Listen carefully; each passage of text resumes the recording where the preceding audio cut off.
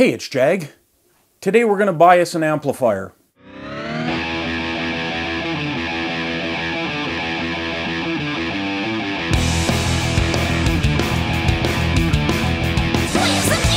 Yeah. Tube amps contain very high voltages. What I'm doing today is replacing the tubes in this amp, and I'm going to bias it. That means I'm going to be working inside the amp, and I will be coming near those very high voltages.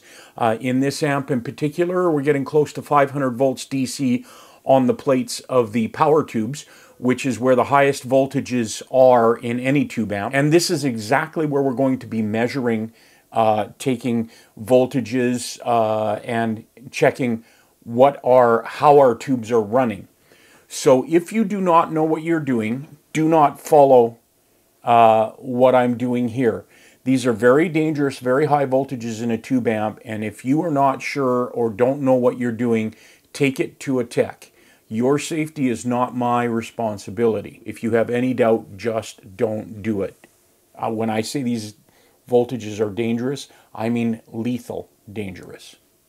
I'm not obviously doing shop renovation, shop rebuild today. The reason is it's a week later and the electricians are still working here. A friend of mine has a commercial electrical contracting company here in town, and he said that they would do this for me. I'm not getting it done for free, but I'm getting a good deal on it. But part of that situation, or part of that agreement, was that he would send the electricians over if he didn't need them on some of their commercial projects.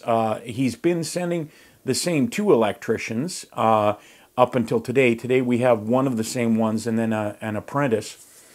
And that's been great because those people know what's going on here. But they have some inspections and things going on some of their big projects, so they haven't been able to come every day. And as I say, it's one of the same electricians today plus an apprentice. It's taking a little longer than if I had contracted a residential electrician and said, here's the job and start it and finish it. Because it's a good friend of mine that is having his people do this, and I know they are going to do the work exceptionally, I'm okay with it not maybe being all done in one shot.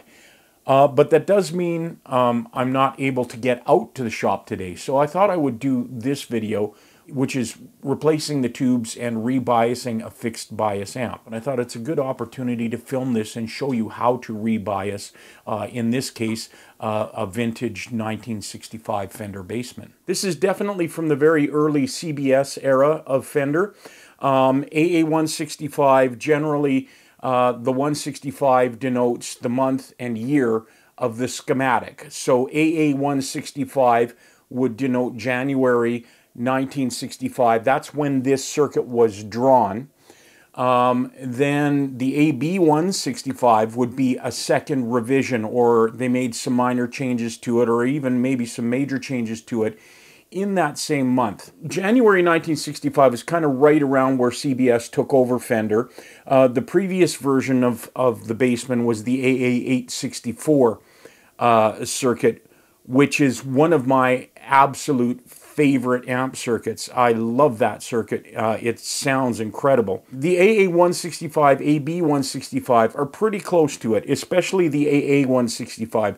This amp is mostly AA165, with a little bit of the shenanigans that CBS got up to a little bit later. So the AB165 has some pretty significant, relatively, changes to the AA165 and AA864. We aren't going to go into that too deep, but it will impact us in a couple spots here. You've probably heard these terms, fixed bias or grid bias or adjustable fixed bias or cathode biased. Cathode biased is also known as self-biasing, although that's not exactly right. Cathode bias uses a resistor on the cathode of the power tube or power tubes, and the bias voltage varies depending on the current through the tubes, so it self-biases or self-regulates to a certain degree. You still have to pick the correct resistor for the cathode bias. We aren't talking about cathode bias today, so we aren't going to go there. Today I'm talking about fixed bias, actually adjustable fixed bias or adjustable grid bias. So how do you tell if your amp is cathode biased or fixed biased? It's very easy. On the desk here, I hope you can see this, I've got two schematics. I've got a mid-50s Fender Pro Amp Model 5E5, which is cathode biased. And here I have the Fender Bassman AA165 circuit, which is grid biased or fixed biased. How you tell is essentially by looking at the schematic and looking at the cathodes of your power tubes. If they go through a resistor as they do here, a 250 ohm 10 watt resistor and a 25 microfarad 25 volt electrolytic capacitor, and then that goes to ground, that's a clear indication that this is a cathode biased amp. Whereas when we look at the AA165 circuit and we look at the cathodes, they are both tied straight to ground. So that's a clear indicator that this is a fixed bias circuit. There are some times where you might see a mix of these. I don't ever get into that. If I see sort of a mix of cathode and fixed bias, I almost always will modify that amp to be full fixed bias or full cathode bias, depending on whether it's mine or somebody else's. I don't do a lot of work on other people's amps, but if the other person insisted that it stay the way it is because it's vintage, which doesn't always in itself means it's an awesome amp, I would do my best to work with the combination of fixed and cathode bias. So basically, you look at your schematic, you look at your cathodes, they're tied direct to ground, so this is a grid biased amp. What really does that mean? I will put this schematic away and we'll look a little closer. So to operate properly, the amp at idle has to have a certain amount of current going through it, cathode to plate. You don't want to have that completely unbiased because the current will run away. You'll get very high current and you'll burn out the tube.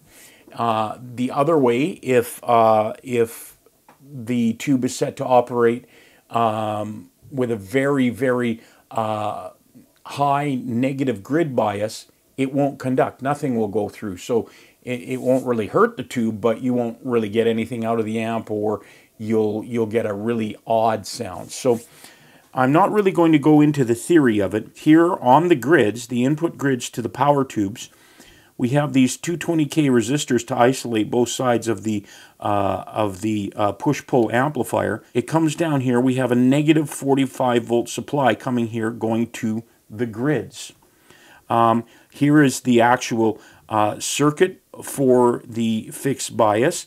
We have the resistor here, which more or less sets the minimum negative voltage. And then we have this 10K resistor here, which the wiper of that resistor is taking the voltage to send to the grids. And we can increase or decrease the negative voltage we are sending to the grid by adjusting that potentiometer and setting our amp to run in the appropriate current range at idle, so that it's not dissipating too much or too little. The rest of this is the power supply and rectification for this grid bias circuit. Again, we're not really getting into that theory. I just wanted to show you this is the grid bias circuit here. And this is what I call adjustable fixed bias.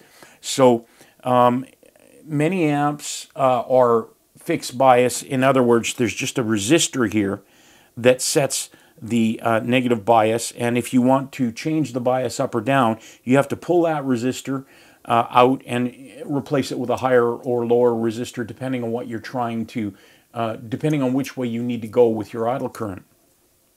Here, because we have a potentiometer that leaves us some range to adjust where our actual bias voltage is going to be, I call that adjustable fixed bias. It's fixed bias in the sense that once you set it, you leave it fixed there, but it is adjustable easily. One of the differences that can get you, and it's not going to get us here, we do have adjustable fixed bias, but they changed to what was called a bias balance. The AB165 has a bias balance circuit. So if you look at it here, we still have nothing on the cathode. We still have the 1500 ohm input resistors here. We still have the 22K isolating resistors. But if you look down here, our voltage comes from a couple of different places for the negative bias. We have it coming up through here to this tube, and through this tube it goes through a potentiometer. The potentiometer only really adjusts the current to balance it so it's the same current going to both. You want close to the same current to both tubes in a push-pull amp. If it's way too out of whack, it's not going to sound good at all. A little bit of a mismatch in those actually, to me, sounds better.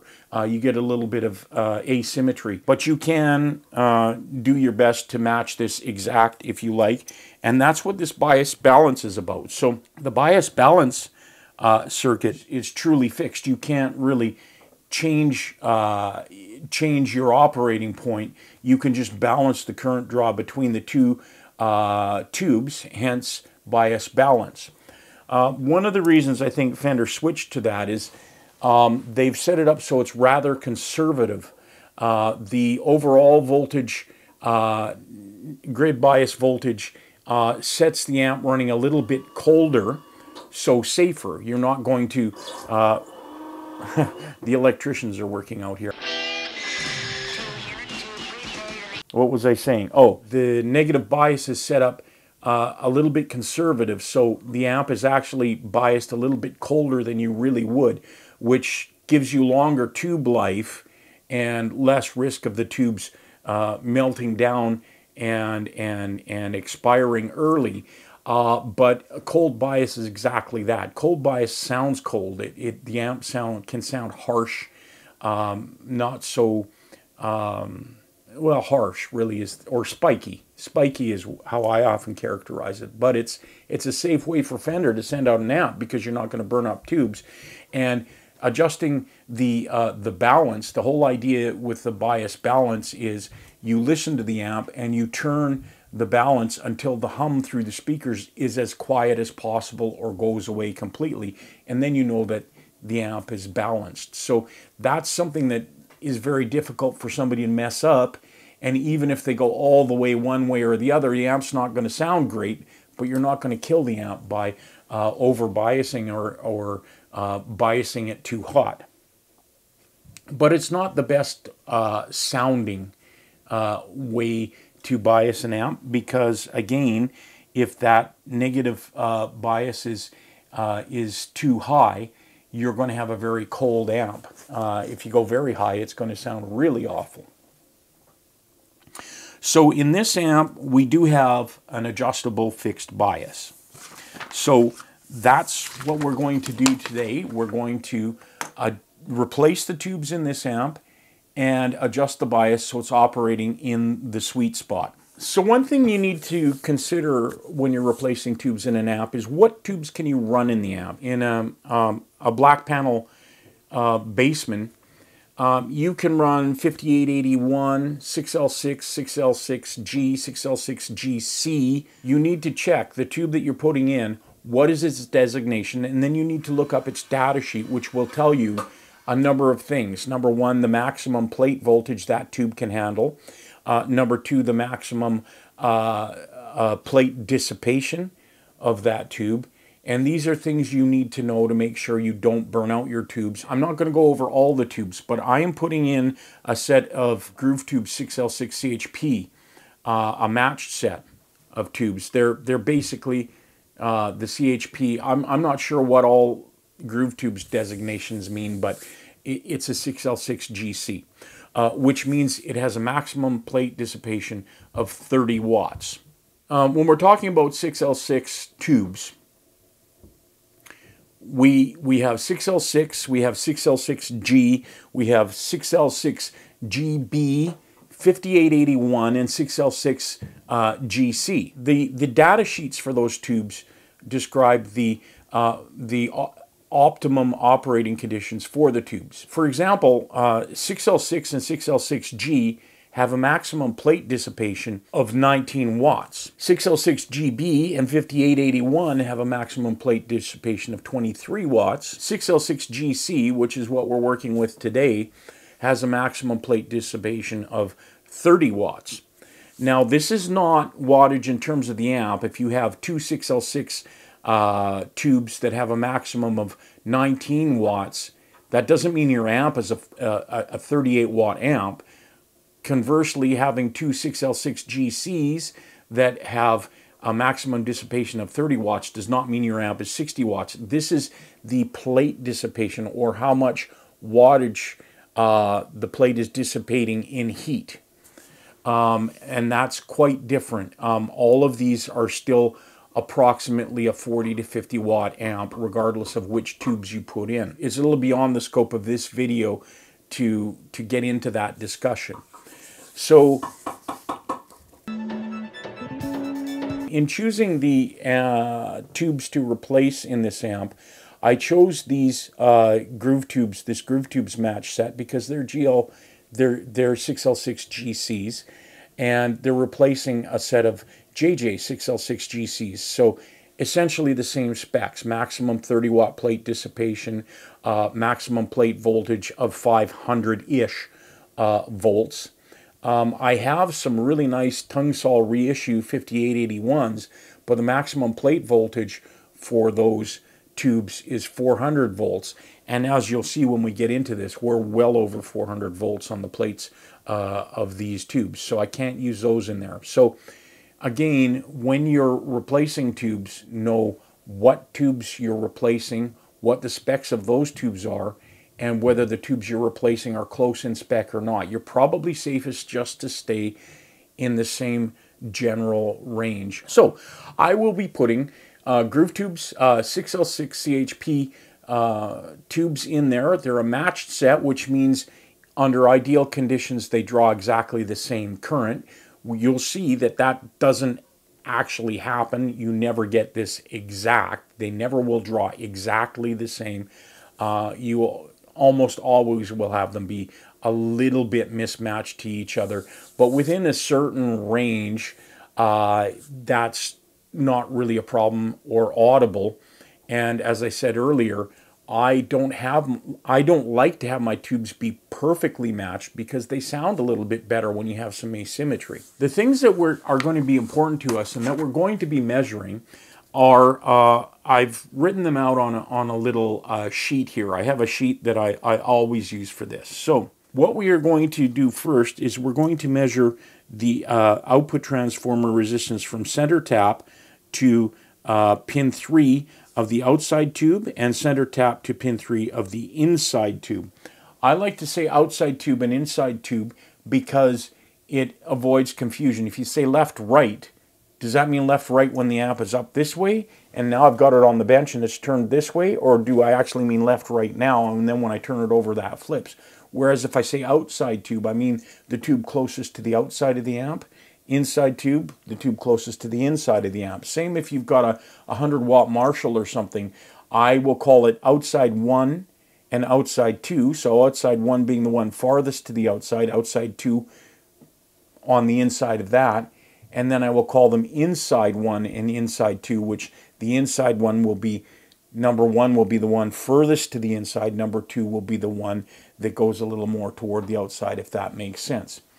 In this amp, it's a 50 watt amp. It only uses two output tubes, so we're just calling it outside and inside tube. I drew up this basic chart quite a long time ago and then scanned it, and then I just print it out as I need it.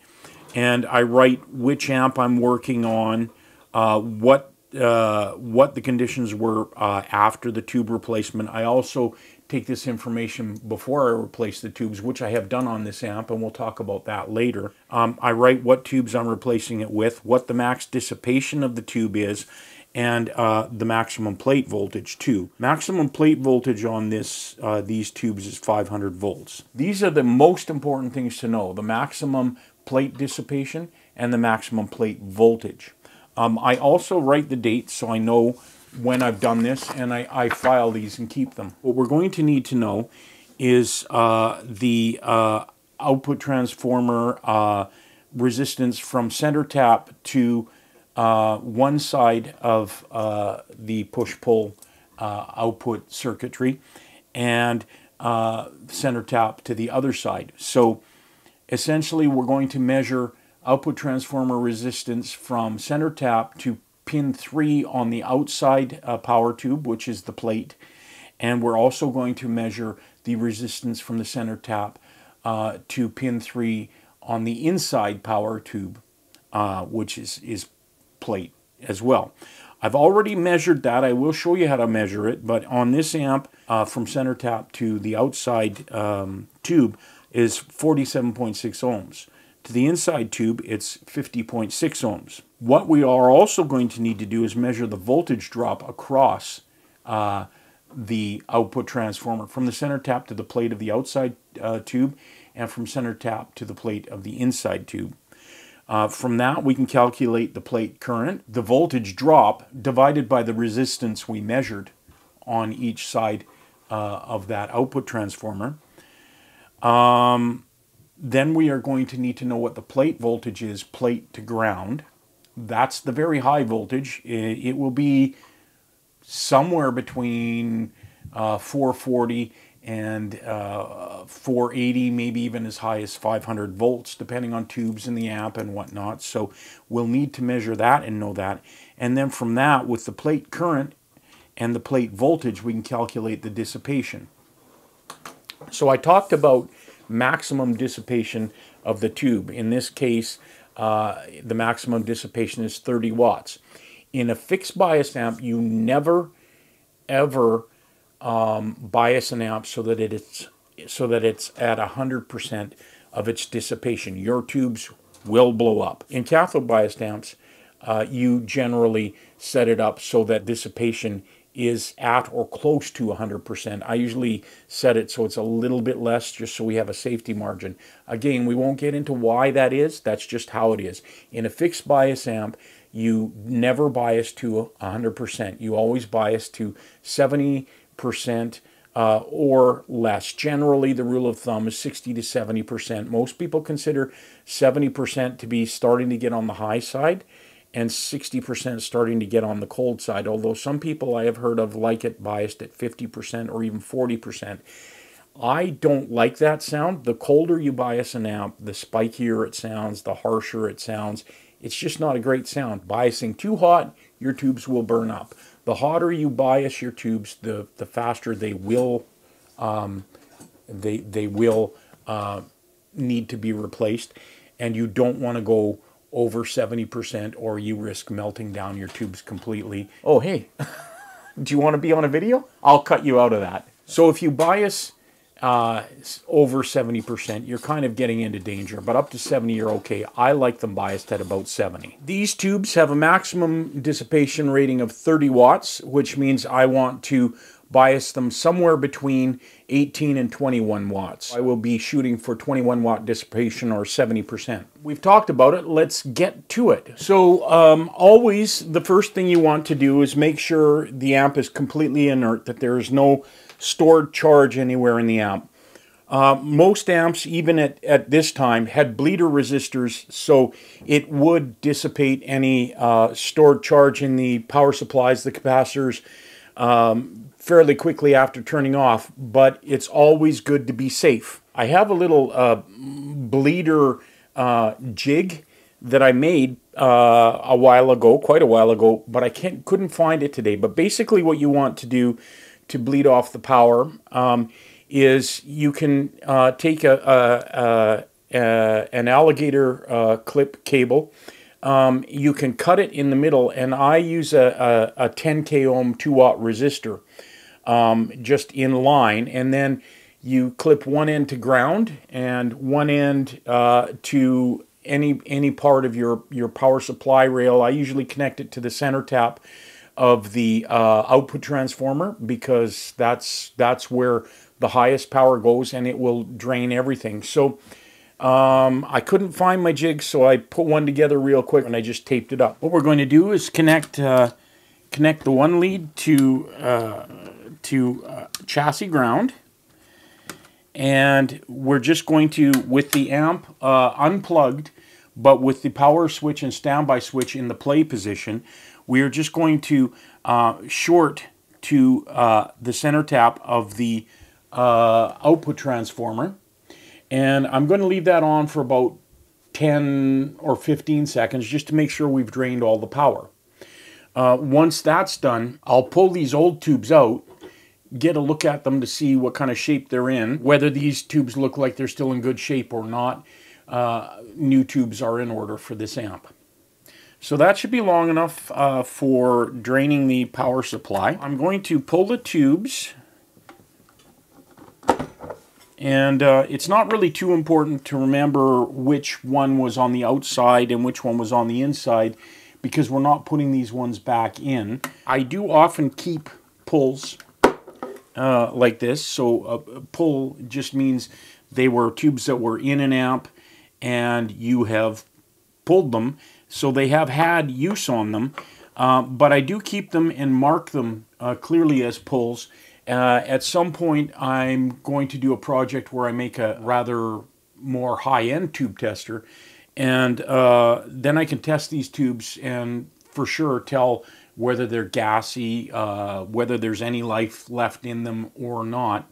Sometimes a tube that's already been worked a lot has a nice smooth sound, as long as there's not something wrong with the tube like an internal short. There's nothing wrong with putting a used tube in and seeing how it sounds. With the tubes pulled, I'm going to measure the resistance on both sides of the output transformer. I have already done that and noted it, but I'm going to show you where we do that. The ohm meter is turned on. I'm set to 200 ohm scale, and to measure the resistance across the output transformer, on the Fender Bassman, the center tap comes in right here, and it's convenient. There's always a little loop of jumper wire there, so it's really easy to clip there, and you're on the center tap. And then over here, we'll clip to pin 3. Like I say, the tubes are out. I like to measure this with the tubes out. It doesn't really make any difference whether they're in or out. It's just my thing. Measuring the resistance of the half of the output transformer for the outside tube, we get 49.1 ohms. Switching that over to pin 3 on the inside tube, we get 52 ohms. And this is one of the reasons why you'll never see a perfect balance between tubes, even a match set, because each side of the transformer is slightly different. The center tap is never exactly in the center and never gets exactly the same resistance from one side to the other. So the next thing we need to do is put the tubes in and measure the voltage drop, again from the center tap of the output transformer to pin 3 of the outside tube and pin 3 of the inside tube. So I've got the tubes in. We're going to have to fire the amp up. So again, we're going to be one hand behind our back. We'll put the amp in the off position. I've got my multimeter connected and set to the 20 volt range. There won't be much voltage drop across the sides of the transformer. I'm going to plug it in, and we will leave it in standby and turn it on. And we'll let the heaters heat up for a little bit before we release the standby, and then we'll check what the voltage drop is across the outside half of the output transformer. Okay, and you wait for the voltage to stabilize. We're at about 1.8 volts right now. It's still bouncing up and down a little bit. It always will fluctuate a bit, but you wait till it stays sort of generally in the same area. We're at 1.82 here, 1.83. It's fluctuating between 1.82 and 1.83. So I'm going to call that 1.82 volts drop across the outside side of the output transformer. Now we need to measure the inside side. So I'm going to turn the amp off, unplug it, drain the caps, connect everything up, and fire it back up again. I'm going to leave my probe for my multimeter on the center tap, and I am going to clip the other probe to pin 3 on the inside tube. And now we'll do the same thing. We're going to fire the amp up in standby. We will let the voltage stabilize and see what we're getting. So take this out of standby. Looks like it's stabilized at about 1.96 volts. And now we've got our voltage drop across both sides. I'm going to shut the amp off again, drain the filter caps, and then we're going to read the plate voltage. So to measure the plate voltage, we're going to measure the same pins, pin 3 on each tube, but we need to move our other end of our multimeter, that probe, to chassis ground. And this is where we're going to see the very high voltages. I've got the black lead to chassis ground. I've got the red probe to pin 3 on the outside tube. Turn off the switches. Set my voltage range now up to the 1000 volt range, because we are going to have high voltage. And turn the power on to the bar. Turn the power on to the amp. We're at 488 volts. So very, very high DC voltage there. It's still fluctuating a little bit, and it seems to have stabilized at 486. So the plate voltage on the outside tube is 486 volts. So we turn the amp off, drain the caps, and move this probe over to pin 3 on the inside tube. Set the amp to the off position. Turn the power back on to the power bar. Turn on the amp, and we'll throw it out of standby. It's stabilized at about 484, so we'll call that 484 volts. So we're going to turn this off right now, and we're going to figure out where we're sitting in terms of the bias right now. We measured our OT resistance for the outside tube was 49.1 ohms, and the voltage drop was 1.82 volts. To calculate the current through there, it's just the voltage divided by the resistance. So we divide 1.82 by 49.1, and we get 0.03706 amps, or 37, you round that, 37.1 milliamps. The inside tube side, we got a voltage drop of 1.96 volts, and we divide that by the resistance we measured for that side of the OT, which is 52 ohms, and we're getting 37.7 milliamps. So we actually are very closely matched here. Our voltage drops are close, the resistance is close. The plate current, 37.1 milliamps and 37.7 milliamps. Plate voltage, 486 volts on the outside and 484 volts on the inside. So now we just need to calculate our dissipation so we know where we're idling. So to calculate the wattage dissipation, it's the plate voltage times the plate current. Voltage times current gives you wattage. So on the outside tube, we had 486 volts, and we had 37.1 milliamps. So 486 times 0.0371 amps, which is 37.1 milliamps, and we're right at 18 watts. So we're at 60% dissipation right now for that tube. For the other tube, we had a plate voltage of 484 volts, and we multiply that by 0.0377, and we're at 18.2 watts. So we're right at the range where most techs would probably let this go out, right at 60%, because it's the safest and it's going to sound good. Like I said, I like it when my amp sounds a little hotter. I'm going to show you a bonus way of biasing right now, and this is actually the way I bias most often my own amps, and I'll explain it a little bit when I'm ready to do that. This way of measuring the plate current, we still need to measure the plate voltage, so we're still going to deal with the high voltage. But for measuring the current, you can put very precisely matched 1 ohm resistors, measure them so they're as close to 1 ohm as possible, and you need 2 of those, and you install one on each cathode, between each cathode and ground. It does not make enough voltage difference to affect the way the amp works, but because it's a 1 ohm resistor, we read the voltage drop across that resistor, and whatever voltage we read, let's say it's 37 millivolts, that will translate through Ohm's law exactly to 37 milliamps. So we can read the current that way.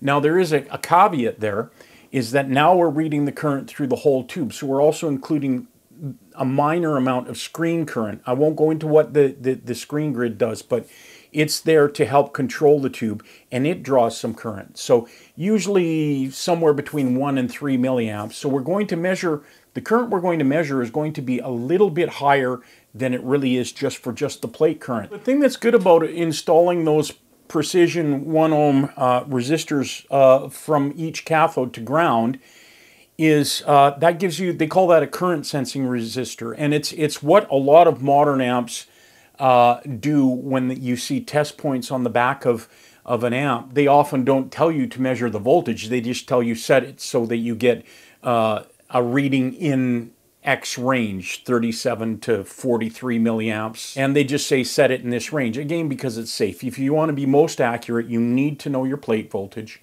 and you need to know what your current is through either the whole tube in this case, or just the plate current if we want to be super accurate. But this is accurate enough and a little bit safer. So I've got the current resistors already on this amp, and what we're going to do is we're going to assume that our plate voltage hasn't changed because it shouldn't have. It might fluctuate a volt or two just due to what's coming in from the wall, but it always will. And that's the other reason why using these current sense resistors is helpful. It gives you a bit of a buffer, because your current, you're measuring and basing it off a current that's a little bit higher than it really is. You're actually, if you set your dissipation to 70%, you're actually probably closer to 68, 69%, so a little bit of a buffer. So I'm going to show you how to do that using these current sense resistors. Once again, we'll turn the amp on. I'm going to set the my meter to read millivolts, because we won't be getting much more than somewhere between 35 and 45 millivolts. So I'm going to clip this on to the cathode now of the outside tube, and we'll turn the amp on, let things warm up and stabilize. The output transformer resistance won't have changed, but we don't need that for these calculations. Same thing, we don't need the voltage drop across the output transformer. We just need to read the how many millivolts are generated across these resistors. That converts into directly to how much current we're pulling in milliamps. And we need to know the plate voltage. Where we had calculated previously that on this side we were drawing 37.1 milliamps for the plate, overall here, where it says we're drawing 40.6 milliamps. So about 3 milliamps of screen current is in there as well. You could estimate and just take 3 milliamps off and say, okay, well, we're at 37 milliamps. Or like I say, I just work straight with this number. It gives me a little bit of a buffer. But we were at 18 watts, so I want to allow a little more idle current.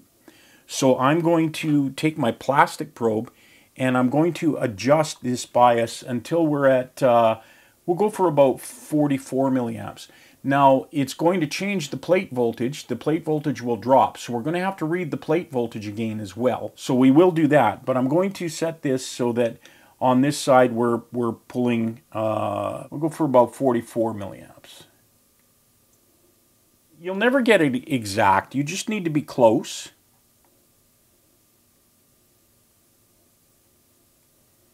Okay, I'm at 44.6, 44.7 milliamps here, and we'll read the plate voltage now. I'm just going to use the probe, keep one hand behind my back, and I'll just probe on the pins. It just makes things a little bit quicker. It's safer if you rig it all up, turn it off, turn it on, do all of those things, but I know what I'm doing, I know how to be safe, and so that's what we're going to do. I'm going to set my voltage range back up to 1000, and then I'm going to read the voltage. So we're at 482 on the plate now. So we went for 44.7 milliamps, and we're at 482 volts. 482 times 0.0447, and 21.5 watts we're dissipating. I'm going to leave it there because we have a few milliamps of screen current in there. If we do, like I said, and say estimate 3 milliamps of screen current, that would be 482 volts times plate current, then would be about 42 milliamps, 0.042, and we'd be right at 20.2 watts. So we're somewhere between a little over 70% dissipation, just a hair, and just a hair under. So I'm good with that, at least for this side, but we do need to measure the other side. Once again, I'm going to switch this down to millivolts, and we'll read how many millivolts we're getting across this resistor on this tube.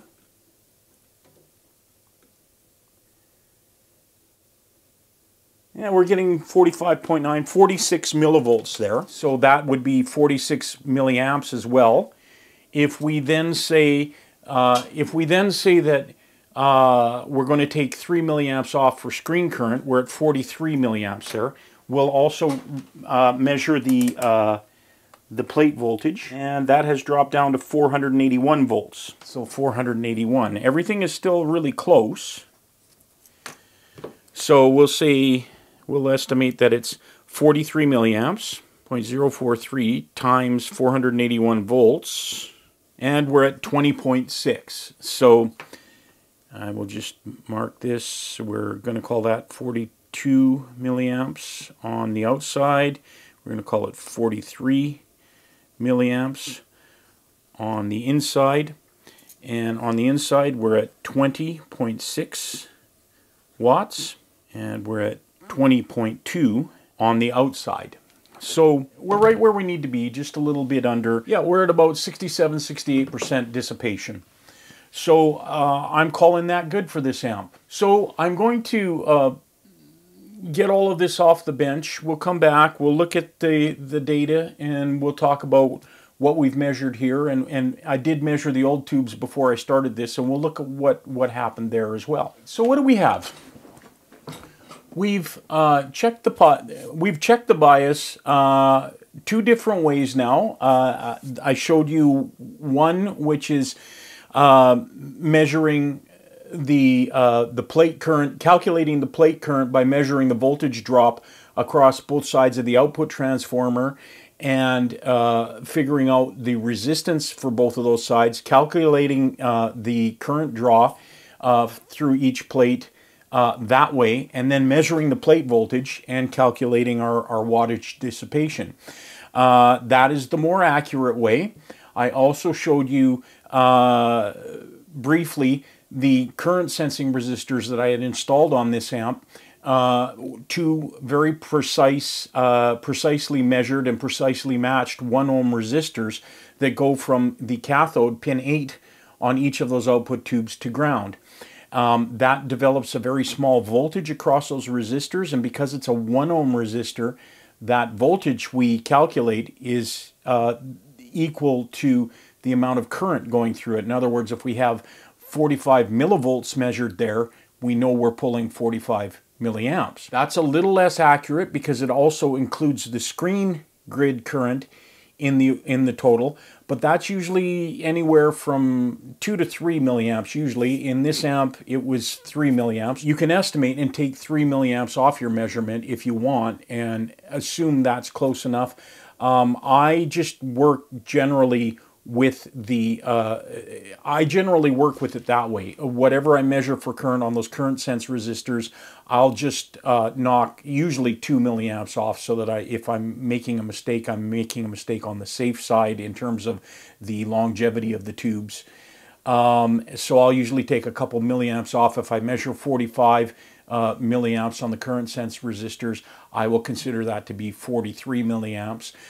In this case, we took 3 off just to be closer to what the values really are. The original tubes that were in, like I said, I measured those before I did anything. Certain things, the output transformer resistance, that can change with temperature changes and things. So I always measure those things every time and then work with them. So for example, early this morning when I did the measurements with the old tubes in here, I got on the outside tube side of the output transformer, I got 47.6 ohms. And on the inside, I got 50.6 ohms. The voltage drop across the outside side of the output transformer was 1.52 volts. And the voltage drop across the inside was 1.41 volts. That came out to, for the outside tube, a plate current of 31.9 milliamps, and for the inside tube, 27.9 milliamps. I know by looking at those values that that's very cold. I even made a note here, very cold. Then I measured the plate voltage. On the outside tube, it was 488 volts, and on the inside tube, it was 490 volts. Doing the calculations, we were doing 15.57 watts dissipation on the outside tube and 13.67 watts on the inside tube. So basically at 50% dissipation on the outside tube and closer to about 45 or 40% on the inside tube. So this amp was biased very cold, and that fits with what we'd been noticing. This amp just wasn't sounding as good as it usually does. This is a very chewy sounding amp, very silky, very smooth, but very mid-forward and very clear. And what we'd been noticing was it was just very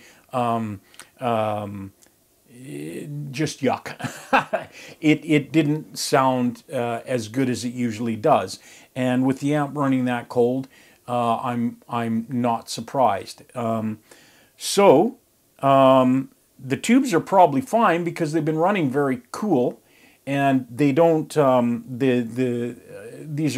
were JJ tubes, and the lettering on it was still orange. It hadn't browned, so they clearly weren't getting very hot. So those tubes are probably still usable, but for an amp that we use regularly, I like to have those well maintained, and this hadn't been biased or retubed in probably 10 years. So I just put the new tubes in there. The preamp tubes, these are all JJs in here, 12AX7s for the preamps and 12AT7 in the phase inverter. Which are the typical values, and preamp tubes basically do last forever. You only, at least for me, I only change preamp tubes if one seems noisy or I want a specific kind of gain, because the different tubes will have slightly different gain amounts and different tones. So if the amp is sounding good, not making noises, I generally will leave the preamp tubes alone unless I'm looking to try and change the character of the amp a little bit. So I don't worry about preamp tubes too much. I like the JJ preamp tubes. They're good. I have a bunch of vintage, really sought after tubes in my other amps in the studio, and those stay in those amps as well, and some of those are very, very old tubes, and they still work fine. So that's preamp tubes. I could have probably rebiased the amp as it was, and it would have been fine, but I put the new tubes in. So what did we find in the new tubes? And I know we've been through all of this already. When I measured the output transformer resistance for the outside tube, this morning it was 47.6 ohms. It's a little bit higher now, probably due to temperature changes or thing, who knows what. Anyway, when I measured it this afternoon, it was 49.1 ohms. On the inside tube side this morning, that was 50.6 ohms for that side of the output transformer, and this afternoon when I measured it was 52.0 ohms. So about 1.5 ohm fluctuation. I mean, many things can account for that. It's essentially the same, but I do measure it every time I do this. The voltage drop across the outside tube side of the output transformer with the new tubes was 1.82 volts on the outside tube, and on the inside tube it was 1.96 volts. That came to a plate current for the outside tube of 37.1 milliamps, And for the inside tube, 37.7 milliamps. That's very closely matched. You can call that exact. Plate voltage on the outside tube was 486 volts, and on the inside tube, 484 volts. Again, you can call that exact. Our dissipation was 18 watts on the outside tube and 18.2 watts on the inside tube. So working very well, 60% dissipation, so right where most techs would let it go out of their shop. Because I'm doing this on my own amp and I like it to run a little hotter, I like it to run closer to 70. We biased it up a little hotter, and that's when I showed you the current sense resistors and explained to you how I use those. I brought the idle current up so the amp would be idling a little hotter. When I did that, I set the bias to 44.7 milliamps on the current sense resistor for the outside tube, which if we take 3 milliamps off of that, we assume the plate current is 42 milliamps. And on the inside tube, we got 46 milliamps, taking 3 off, we're at 43 milliamps. So 42 milliamps on the outside tube, 43 milliamps on the inside tube, plate current, our estimate, and it would be very close. Plate voltage on the outside tube was 482 volts. Plate voltage on the inside tube was 481 volts. Plate dissipation of 20.2 watts on the outside tube and 20.6 watts on the inside tube. That's about 67 to 68% of max dissipation, and that's about where I like an amp to idle. That's about all the time I have for today. Hopefully the electricians will be done. They're gone for today.